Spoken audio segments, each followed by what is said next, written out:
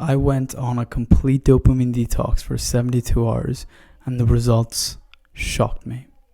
If you don't know what dopamine is, let me explain. Dopamine is that feel-good hormone that motivates you to do literally anything. Think about the next time you eat a cookie. Think about the next time you have sex. Think about the next time you scroll on social media. The reason all of that is enjoyable is because of a thing called dopamine. Now, there is good dopamine and bad dopamine. Now, what do I mean by good and bad dopamine?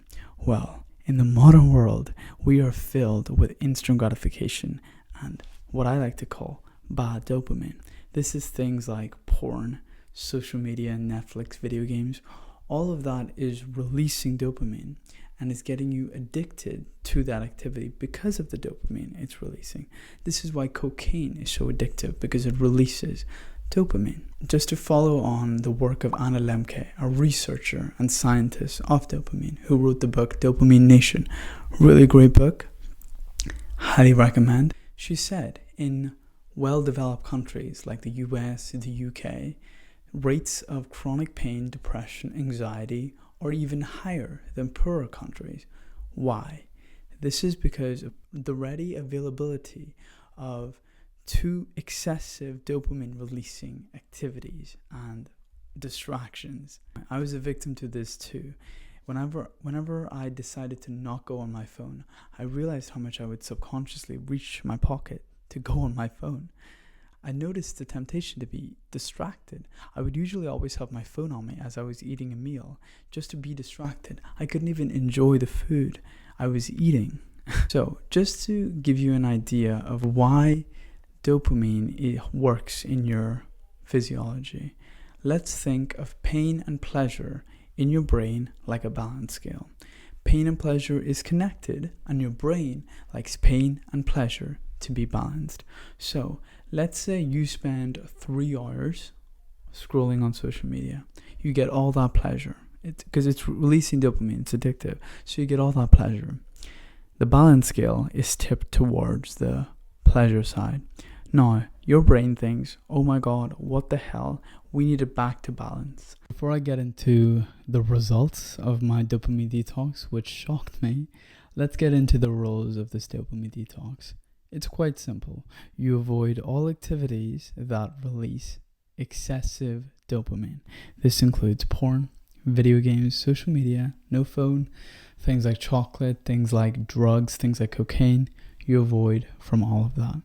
You are, however, allowed to do activities that release dopamine, but in a healthy way. This is things like exercise, cold showers, meditation, reading, but you have to avoid all activities that release dopamine without any mental or physical effort on your part. And you can't listen to music either. That was a hard one.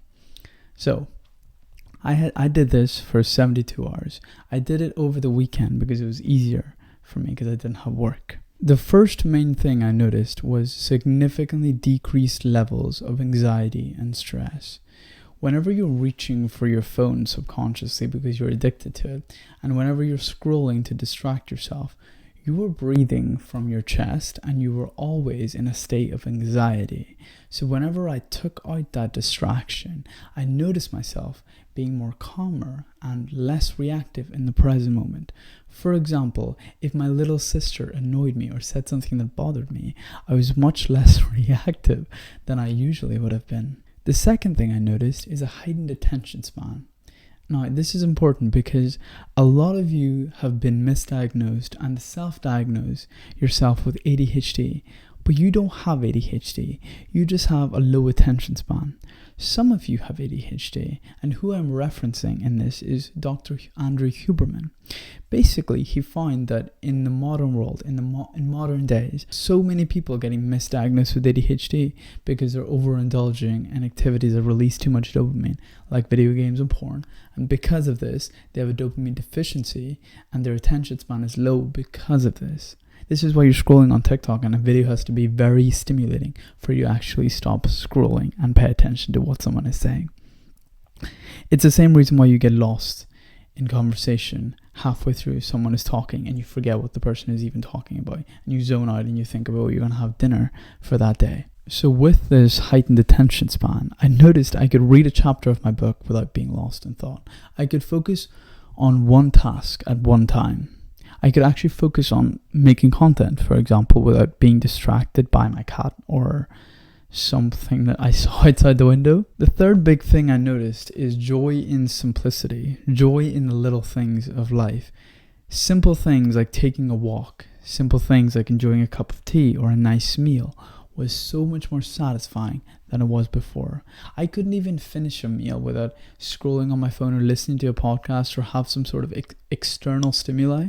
That's because all those activities release dopamine, but they don't release near as much dopamine as other things like social media and YouTube. So when people say life is about little things, it's hard to enjoy the little or big things if your head is always in your phone. But what was amazing is I actually feel like I'm enjoying my life. If you kind of calculate how much time you've spent on your phone. For example, let's say you have a screen time of 4 hours. 4 hours. And let's say over the years, all those hours accumulate. That is years of your life that you have spent on your phone.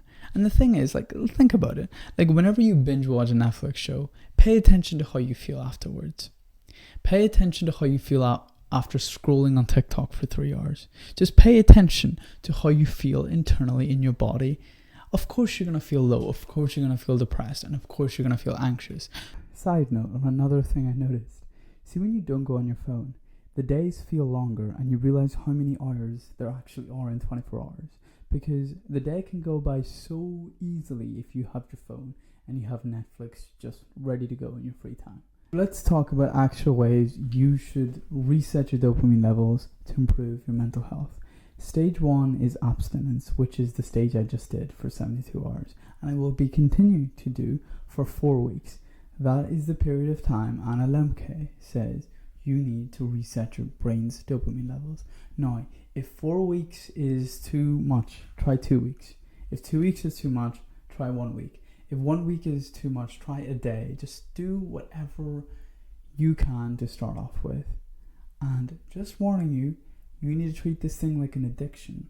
So whenever you're in that stage of addiction, you're going to experience withdrawal symptoms if you abstain from all the activity that release dopamine. So whatever the thing that you're addicted to the most, let's say it's video games.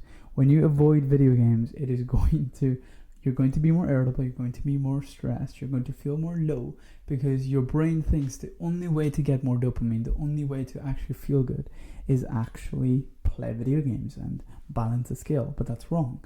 If you abstain, your brain will naturally give your brain the time it needs to reset. Now, make it easier for yourself.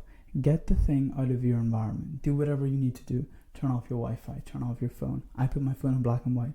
I turn off all major notifications. The only notifications I don't turn off is calls and text messages, because the way I see it, if somebody really needs to reach you, they'll text you or they'll call you. You don't need to be updated on whatever's happening on Twitter every 5 minutes. You'll live. The news is another toxic way to just keep you in a state of anxiety because you think you have to be updated on everything that's happening in the world. But I guarantee you, if you turn off the news on your phone and social media for a week, the world will go by without your need.